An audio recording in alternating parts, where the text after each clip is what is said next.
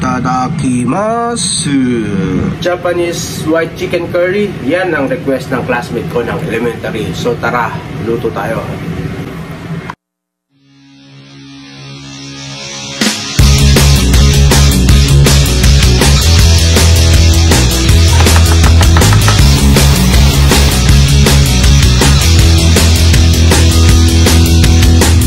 Sa aking mga labi.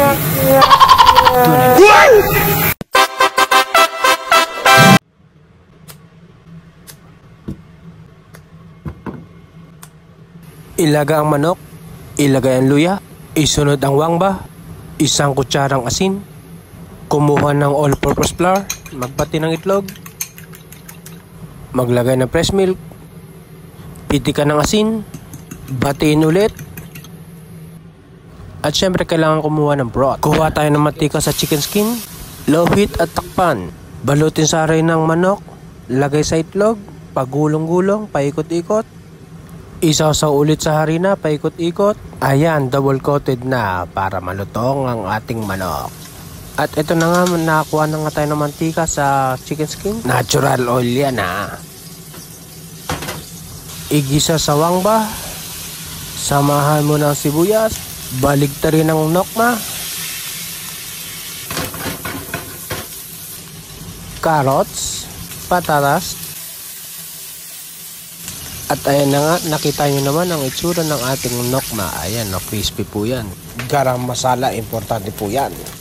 At syempre, hindi mawawala ang gata dyan ng mga kaoshi.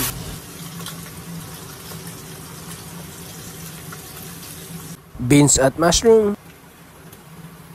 Hintayin umimpis ang sabaw para lumapot. Check the juiciness.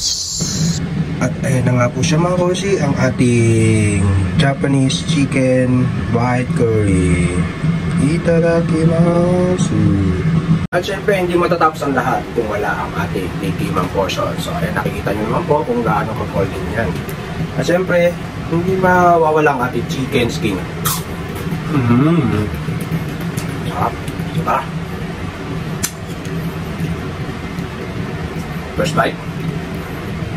With patatas.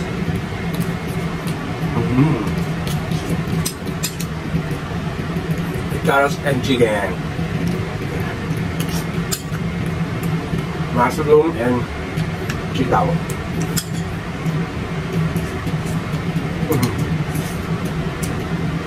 Wow! Sarap.